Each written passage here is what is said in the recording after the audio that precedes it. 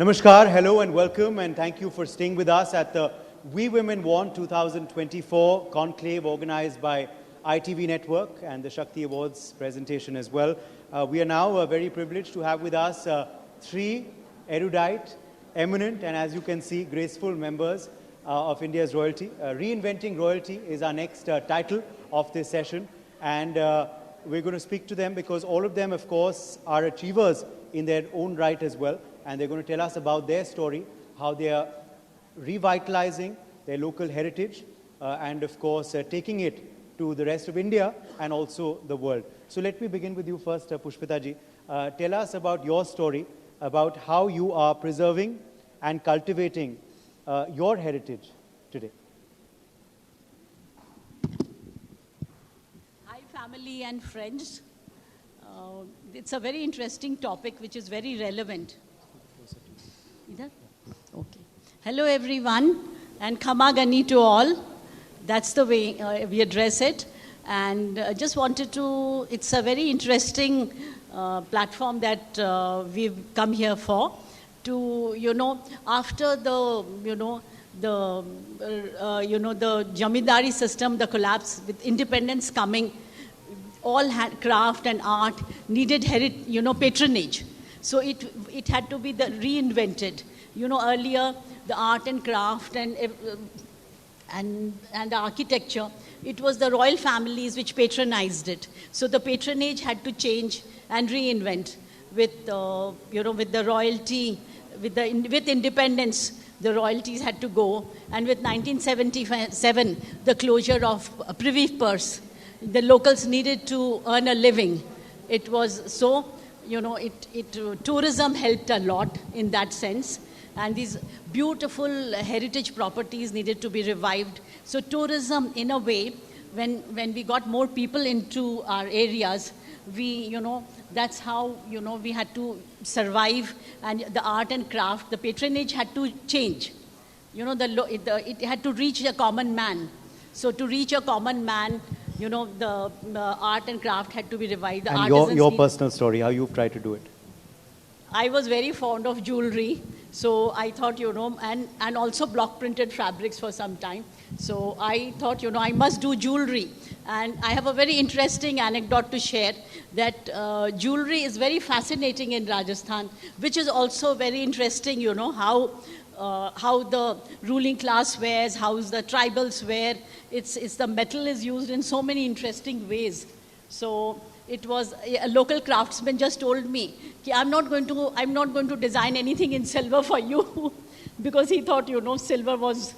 It was very fascinating to know that. And that's how I, because I was very interested in jewelry, yes, which was a passion, and which turned into a hobby, which turned into a profession. And I could see when I, got my work done from artisans, they were so interested, they were so fascinating. And I really work from the grassroots level. And as George Bernard Shaw also once said, privileged is a person whose avocation becomes his vocation. Yeah. As in his passion, of course, becomes his profession, as it has for you. Let me move on. Meenalji, let's quickly bring you in here into how, according to you, royalty is reinvented and adapted to today's time. And let's hear your personal story about how you've done it in your own way. For me, I think we are privileged to be born in the families that we are, to be the inheritors of such a beautiful legacy. But it also comes with a sense of responsibility, and the responsibility of preserving it and passing it on to the future generations. To me, I think we are all just custodians, because what we've inherited, a lot of it came through royal patronage. So be it the architecture, be it the crafts, art, the palaces. For us, I think we are custodians, and we just have to look after, try our best to preserve and pass it on. Tourism was, I think, a great step forward for us. Rajasthan, of course, were the pioneers. Odisha is still very, very new to heritage tourism, but some of us are converting now our palaces and havelis into hotels or homestays. So that is one step ahead to preserve and sort of restore our houses, which is a mammoth task, actually. And also patronizing the local arts and crafts, which actually grew under the royal patronage. So a lot of our ancestors set up a lot of the clusters which are still existing today. So there's Dokra. In Dhenkanal, we have the Dokra. We have beautiful handloom. And there's silver filigree. There's Patachitra. I can go on and on. There's so much. Also the cuisine. So some of these are passed down recipes, which have come through generations. So to showcase that, I think tourism is a great platform. I am working with the local artisans also, trying to give them a platform. So sort of a little bit of design intervention and giving it a modern utility. So be it handloom, be it Dokra. We call our brand Meena Ketan, and we have exhibitions in various parts of the country. We have a little boutique in the palace for our tourists. So yeah, so that's as of now, that's what we are doing. We have also started a foundation towards the artisans and their Local. welfare. Yeah. Yes, as your ancestors would do, who were patrons of the crafts as well. Okay, let me get in now, Nivriti, to hear your opening comments, of course, on how important it has been for India's royal families, who are truly ambassadors of India as well, abroad, to reinvent, adapt to today's changing times, today's new India, as Prime Minister says as well. And also, what's your personal story on how you've preserved your local crafts, of course, back home in Odisha and now in Rajasthan? Well, I'm still beginning, but it's a small step that I have taken, and as my aunt here, I think very correctly said that Mewar, as the royal family, has always believed that they are custodians, and they have been patrons of the art over generations. They have encouraged the local people or people of the land to basically pursue art, craft, and also music in that way. And in my own little initiative, I basically come from a place called Balangir, which is erstwhile Patna state. And there are 6 districts around Balangir, including Balangir, which is Bargarh, Sambalpur, Sonpur,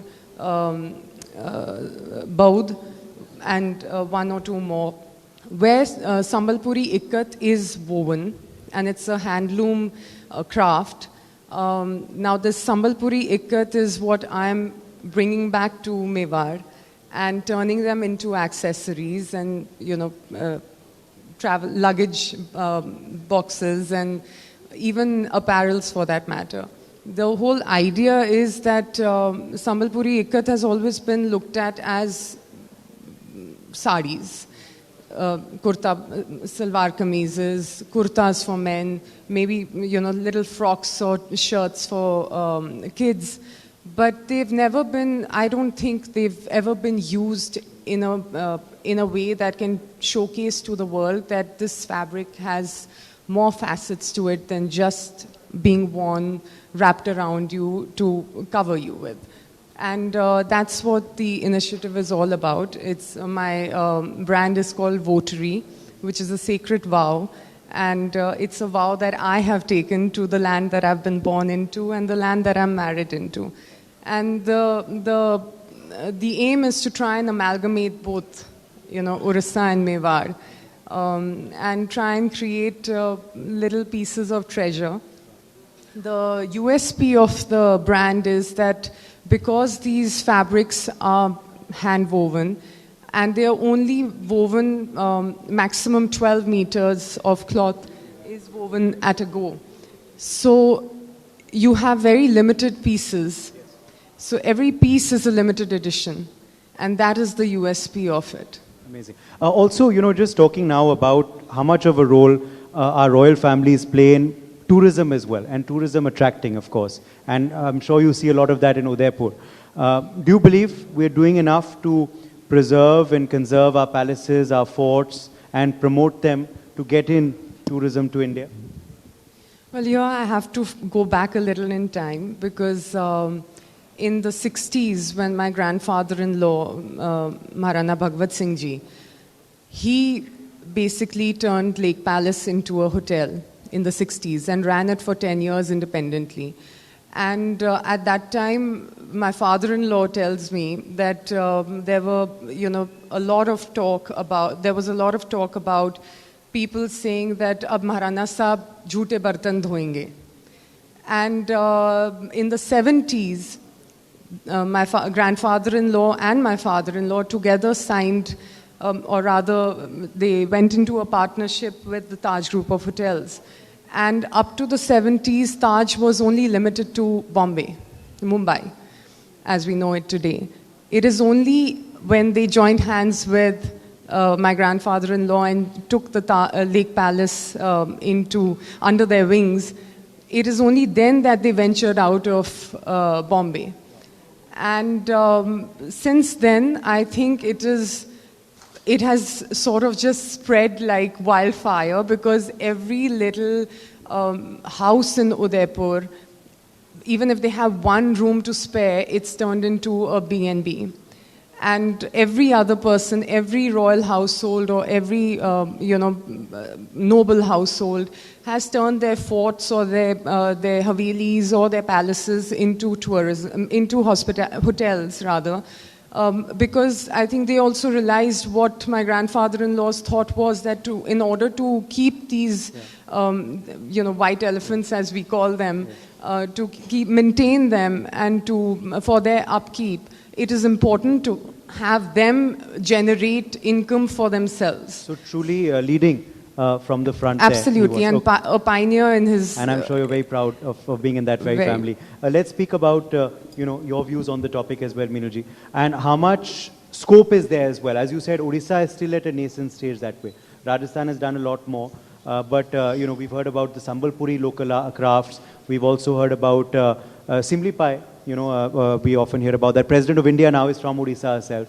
So what more can be done to talk about royal heritage and the role that it plays in bringing in tourists, hopefully to Odisha as well? It's very, very new in Odisha, and we started Udat some 30 years ago. So I think we were way beyond our times, because I came with all this ambition from my exposure to Gujarat and Rajasthan, and thought we can just start off straight away. But I think Odisha was not ready for tourism yet. And it's been 34 years of struggling and getting out there. But now, yes, I think tourism has opened up. Odisha is a new destination. It is India's best kept secret, I feel. There are a lot more tourists coming in. To give you a small example, there's a small town called Manya Bandhu, which weaves ikat, both cotton and silk. And no one had really heard of Manya Bandhu. And today it's the most visited craft village of 2024. So, that's a bit of a step over there. And we are trudging along, but there's still a lot to be done. So Odisha still needs to improve on its infrastructure. Yeah. And I think each of us have to take that in. We still don't even have a policy for tourism, for heritage tourism in Odisha. So, we do have to put our act together still. I will take the point from Nivriti's family, the House of Mewar. And because I handled Arvind Singh Ji's media for over 5 years. And I saw... So it's all in the family here. You've handled Arvind Singh Ji's media. Meenuji is your aunt, so clearly all in the family. But this was not planned. Unless the audience thinks it's a, We are all related. And it was... Aise pakdo ya aise bhi, you'll find a connect. And Arvind Shriji, as we address him, Shriji was, he was such a wonderful person, is such a wonderful person. He patronized and he made sure he took up Gajner, which is his Nanihal, his maternal. So he took up Gajner. Yeah, I'm talking of Bikaner, where my husband comes from. So, Gajner is a beautiful property. And, he spread his wings. And, he did fabulous. He took up properties. He built a beautiful property in Jaisalmer, the Fort Palace, where Satyajit Ray's film was shot. So that city, he even there. So, giving employment to so many people was his motive. I mean, he discussed with me, Ki Pushpita, I want to be Annadata in the true sense that, we have to create jobs for, our local people, which was, everything. It was so fascinating. And, compared, when you talk of food, that, I also did, even Rajasthan, which is bereft of any green vegetables. So, the food was, but it's so interesting to, hear about the food that you could fill a platter, a full thali. Of course, yes, that's another thing. The when a food is guest also, visits, Indian food food has is- also been patronized by the royal families. Okay, it's time to end now, but I can't end without a short anecdote. वो कहते हैं ना बचपन में कहानियाँ होती थी जो सबने सुनी होंगी राजा और रानियों की, तो आज हमारे बीच हैं तो खुद इन्हीं से सुन लेते हैं एक छोटी सी कहानी, perhaps about your kingdom, erstwhile kingdom, or about another royal tale that you'd like to in short share with us. And it's very correct what you said, because when we see, of course, Dua Lipa at City Palace in Jaipur, or we see Mick Jagger at Umaid Bhavan, then foreigners also want to come to these places. But yes, very quickly a story that you'd like to share with us. I had the privilege of meeting Hollywood stars in Udaipur. Owen Wilson and Nicole Kidman. The film Darjeeling Mail was being shot. Darjeeling Limited, yes. Darjeeling Limited was being shot. And Nicole Kidman and Owen Wilson, were there. I rubbed shoulders with them. I'm very proud to share. And, films were being shot. Because Udaipur has got such beautiful nuggets, gems. Wow. The beautiful vintage car museum. The vintage car museum. So, it is very interesting. Hollywood, of course, rubbing shoulders with Indian royalty. Minilji, very quickly, a short story. I'll tell you a funny thing. So there's no similarity between Gujarat and Odisha. And Gujarat, Saurashtra is where I came from. The language was alien, the customs, the food habits, the climate. I could have been on Mars. And the only similarity, the only word I could pick up was Gujarati. So when they were making tea for me, I was all of 4 or 5 days married. They said, "Teen char Gujarati," or I understood, "Teen char Gujarati dal do chai mein." And I said, oh my God, this is the Saas Bahu drama now starting off, Gujarati in the chai. Then my mother-in-law and my sister-in-law realized the horror on my face and said that Gujarati is elaichi actually in Odia. So from that day onwards, now Gujarati is referred to as elaichi. So I have managed to change that. अब तो Gujaratis are ruling the country. You can't 3-4 Gujarati कोई नहीं डालेगा चाय में. एक चाय वाला ही देश को आज चला रहा है. Absolutely, you have to clap on this. Sangeeta ji, sorry, beg your pardon. Sangeeta ji is of course your mother, Nivriti ji. It's my honor to be known by her name. Yes. But I think just to take the cue from my aunt again. And in fact, your mother is with us as well today. Member of Parliament, Sangeeta ji. Welcome. Thank you for being with us. Yes. So when we were getting married, my husband and I were getting married, my father-in-law and my father came up with this idea that we must put the Rajpurohits of both the families together. And just to discuss that what are the similar customs that we have, or the different customs that are there, and which ones we should keep and which ones we can sort of, adjust a little bit with. Because both sides are very, very particular about keeping up with customs and traditions. And that's when we were very pleasantly surprised that even though we come from two extreme ends of the country, they were just known by different names, but our customs and traditions were almost the same. And, one of the funny things that happened during the wedding is that when my husband arrived and my mother had to do the Sasu Aarti, and of course everyone was standing together, and we have this way of trying to ward off evil, which is known as the hula huli, the hulhuli, as they call it. Even the Egyptians have it. And I have not been, I'm still being teased about it because they got such a fright, I think, the Rajasthanis, that where was this strange noise coming from? Because every time something auspicious was happening, and all the ladies would start doing the hula huli again. So that is a fun fact. Yes, absolutely. Thank you so much. And if you want to discover more of these fun facts, you've got to visit their places, of course, that they've spoken about, and support their brands that, as they are saying, they're supporting their local artisans too. Thank you very much to the three of you for being with us. And you are truly brand ambassadors of India. Let's hope you continue that legacy forward in able hands. Absolutely. And before P-Mark Mustard Oil, the mustard specialist since 1933. Barso se sarso. Hygiene partner, She Wings, comfort with luxury. Digital partner, Daily Hunt. Speaking on this very interesting topic, our next panel ladies and gentlemen, we owe our women in uniform a big thank you for the service that they've done. Joining us for this very special panel, Ace Colonel Aarti Chopra, Indian Army officer, Major Aparajita Sharma, Indian Army officer, Captain Ojaswita Shri, Indian Army officer, and Captain Kanika Rane, Indian Army officer. Could we please have a huge round of applause? These are the people who keep us safe in our homes. This session is going to be moderated by Priya Sehgal, Editorial Director of NewsX.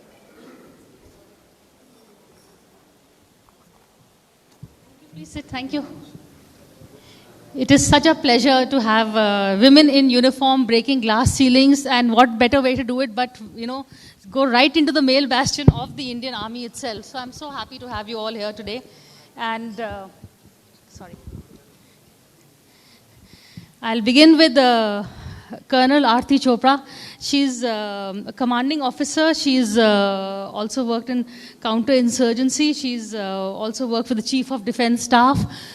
First of all, the very routine question is, what made you join the Army, really?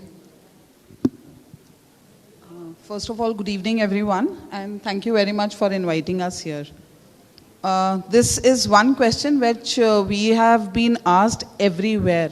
What made us join the Army? So I have put in almost 20 years of service, and I come from a civil background.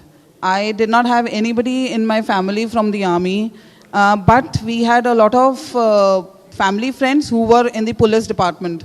So they used to come in the uniform, and that uniform always fascinated me, and I wanted to don the uniform. That was it. As I grew, I saw the people who were from IMA wearing the Army uniform, and that changed from police to the Army. I joined the NCC. My mother always motivated me to do what I wanted, and she gave us the wings, and today here I am after my SSB, after my training, and almost with 20 years of service. Thank you. But you've also been in charge of a command. You've held command over men. How does that feel, and how have the men taken your command? As I say, Army is an organization where I think we have been trained to do the fault finding. That is how we have been trained. So we can find the faults very early and very fast. Our men are also trained the same way. So they can gauge you the very moment you are there and how you're working. If you know your job, if you are good at your work, they respect you, irrespective of the gender. They will not think that it is a lady or it is a male officer who is commanding. It is an officer for them who is commanding. It is not madam or sahab. All the officers who are there, irrespective of the gender, are sahab for them. And you work with the Chief of Defense Staff. How was that? I was fortunate to work with the first Chief of Defense Staff, General Bipin Rawat. Unfortunately, he's no more. And I have also worked with the second Chief of Defense Staff, General Anil Chauhan. I was fortunate to work with them. It is a great experience, and it's a great exposure to a woman officer, to be working there and seeing how things unfold, how the things are there at the higher level. So it was amazing working with them. Thank you. Now I'll have with me Major Aparajita Sharma. She's at a very young age marched in the Republic Day Parade. She's a paratrooper. She's an adventurer. She's also scaled Mount Kilimanjaro and done scuba diving in Egypt, Africa, South. So she's also been awarded the Best Woman Adventurer in the Arms Ordnance.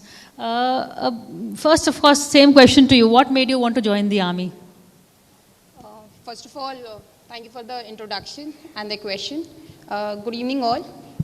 Thank you for having us here in this hall full of inspiration, and wherein we all are representing our organization and will be having this insightful discussion.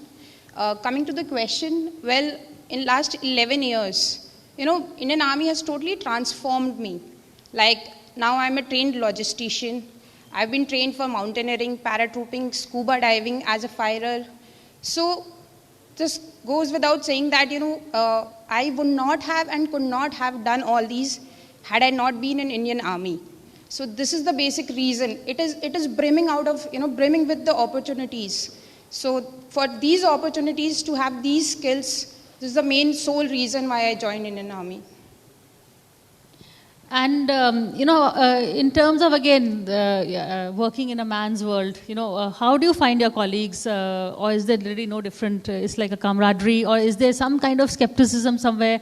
Oh, she can't do this, she can't do that. I mean, you are doing paratrooping, scuba diving. You're doing everything they can do and probably much better. So there are two things.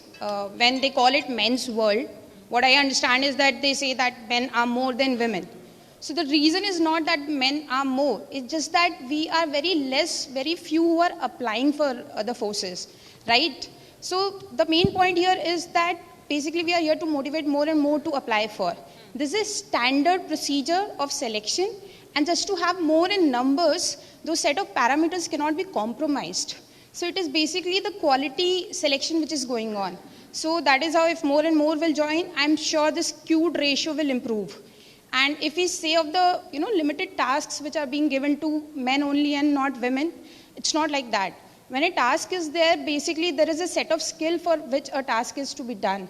So a commander decides that, okay, if this is the task, these are my officers, I should be giving this task to a particular officer who is well performed, or who can do this with the skills with the officer.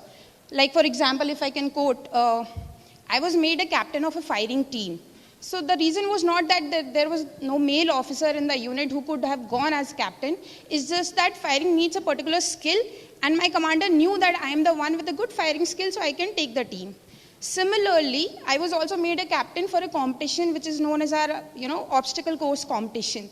So it was not that I did not have a male officer in my unit for which my unit OC could have asked me to not to do and the officer to do it, the male officer to do it. It's just that if we are talking of the gender equality, if we are talking of the men's world, we should not only be asking for the privileges, we should also be sharing that burden that, okay, if I am there for the gender equality, if there is a competition, then once you do it, then on rotation, I will do it. So it is about sharing that particular burden. That is where the gender equality comes. And that is how. Thank you. That's so well said.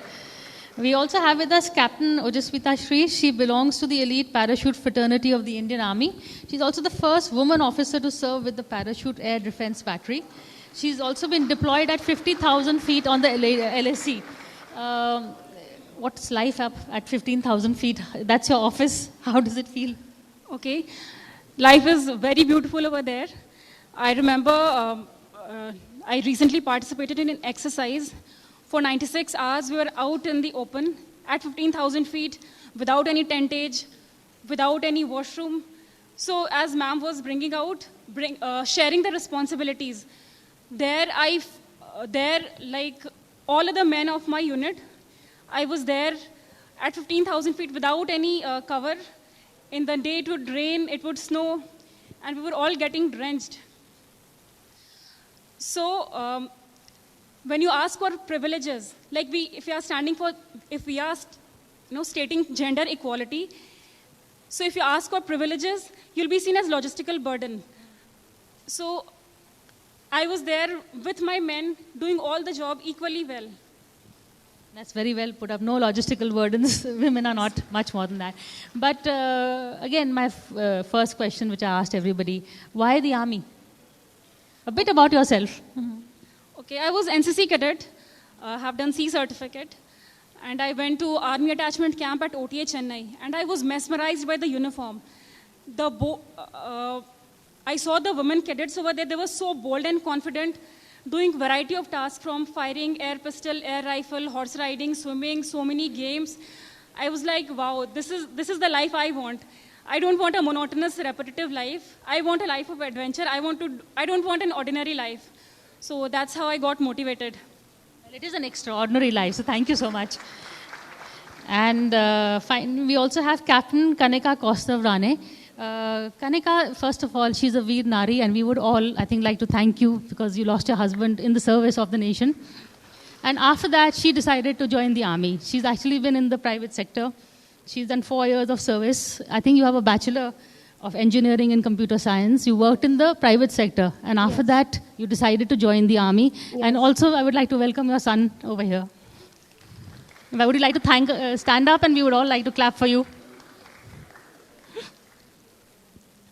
So tell us why the army. You must have heard about the army from your husband, and army life over there. It's not an easy life, as you know firsthand. So what made you want to join? Good evening, everyone, and I thank you for this opportunity to speak my mind and have a healthy discussion over here. So why join the army? To be honest, joining army was not part of the immaculately curated career plan I had for myself. I have worked with startups, with bigwigs, including Target, IBM, JP. And the work that I was doing over there was more about, balancing your audits and working with the vendors, negotiating contracts. So in all of that realm, getting into army was very far away from my mind. The shift happened for me in 2018 when my husband, Major Kaustubrane, Bar to Sena Medal, made the supreme sacrifice in the line of duty. He was skilled in action while foiling an infiltration bid at the LOC. And that is where I found that what I've been doing is very banal. It does not amount to anything. So joining army felt like the right choice. It felt like my calling at that time. I wanted to be part of the world that my husband has been, that defined him. A world of purpose, of commitment, a world of a lot of madness. I mean, it needs to have, you need to have a certain amount of madness to be able to stand in front. Yeah, to stand in front of an enemy and take bullets on your chest just because you had made a promise that you would save the integrity and sovereignty of this nation. So that was my basic motive to join this. And when I actually told everybody that I want to join army, want to leave my air-conditioned offices and my cab rides to the company in exchange for the 5 a.m. drill and the combat obstacle courses, everybody thought I was eccentric. I lost it. I got multiple calls, and you would think that those would be congratulatory calls, that to congratulate me on making such a brave, big decision. Most of it was just to let me know that I have a child behind. But in all of this, with my husband as my inspiration, I found my battle, and I'm here for it. I love the words madness, junoon, josh. These are the words that motivated all of them, I think, to go the extra mile, and indeed a lesson for all of us. In fact, we also have Colonel Aarti's daughter here. So please stand up also. We should all clap for both of you. We think both the children that are here. Thank you. And Colonel, a bit about, everybody talks about the work-life balance and, so how do you do it, you have a young daughter? Yeah, for work-life balance, what I will like to say is that you need to have a very supportive family. That is how you are able to work, and also a very understanding colleagues. So I was fortunate that God has blessed me with both. I have got a very supportive family. Even my husband is here today, just to support me. Thank you. That I am here. And my in-laws, my sister, they have been very supportive to me in my family whenever I needed them, because there are times when I have to go for different exercises and all, and I have to leave my daughter behind. I mean, she is at home and I had to leave. So that is the time my husband puts himself into my role, and he takes care of my daughter. And also that work-life balance, you have to have supportive seniors and colleagues who understand that what kind of commitment you have at home. And I'm very blessed and fortunate that I also have 2 women officers who are serving in my unit and under my command. So I take care of them because I feel that somebody has taken care of me. Fair enough. A bit about your, family, and Major, are there moments when, your family doesn't even know where you are? Do we have that also? And how do you, reassure them? You must be having some very emotional conversations back home. Well, it is true that, like Colonel Aarti covered, that we've got two families. One who is looking after our, personal and emotional upbringing, and then we have one family of our Indian Army, which is looking after our professional upbringing. So we have to make it a win-win situation on both the upfront. Like, we need to give it a time so that your professional growth is also there, but there would be no complaints from the personal family side also. So that work-life balance is really important so that the proper grooming is there. But the family understands that here we are to serve the nation, and secondly, this particular organization is, making us more self-dependent and self-reliant. So they also understand. So effort comes from both the sides and from all sides. It is the contribution, it is the understanding of the unit officers also, it is the understanding of the family members also. So this is a challenging task, and the lady has to balance it out at both the fronts. So that is how we, balance it out and work it out. So, Captain Ojaswita, would you, if someone says, I want to join the army, what would you tell them? What are the 3 things that you would tell the girl who would like to join? Would you encourage her, and how?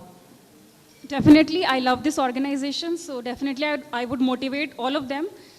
I would say be strong mentally, physically, emotionally, and this is the place to go. And what about your family? How do they react? What would they say if I asked your family that अच्छा choice किया है कि बुरा choice किया है?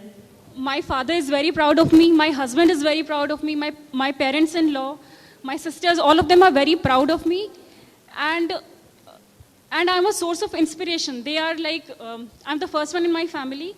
So they inspire others as well, ki be like my daughter. And yes, he wears it on his sleeves that my daughter is an officer in the army. So yes.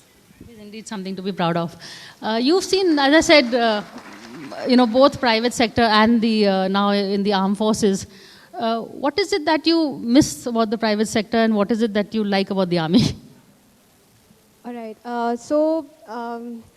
If you have to, there's no comparison. I mean, they are very disparate in their own ways. If I talk about my work in the corporate, I was managing teams. I was, achieving targets. It was all about your quarterly targets and your KPIs. And over here, it's more about how you lead your men. So if I have to really say that what I miss about the corporate sector, I would say nothing. I absolutely don't miss anything. It has made me, I would give it the credit that it has given me an opportunity to bring in certain skills into the armed forces where, for example, leading a team, networking, and those parameters are there. But I do not think that there are a lot of things that I miss. Army has indeed given me every sort of skills that are required, and it has helped me, understand myself better. It has proved that I am highly tenacious. I was not sure, I did not know that I am that, but it has shown that to me. And it has, brought out a part of me which I did not even know existed. It has ensured and, that I am standing on my own two feet currently. So I think it's all about part of, in army, it's all about how you lead, what your resilience matters.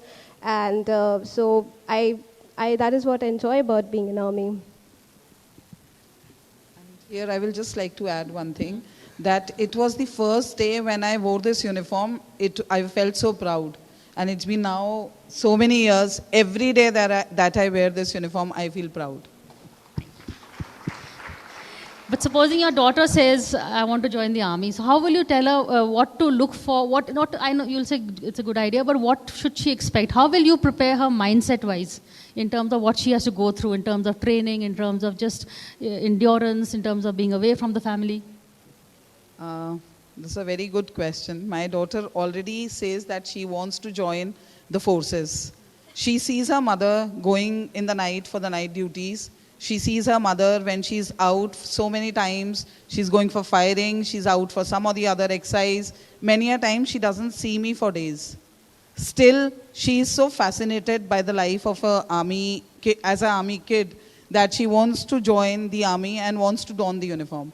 Because the uniform is one charm which everybody has. And I don't know, once we wear this uniform, something comes from within that we are ready to live and we are ready to die any day.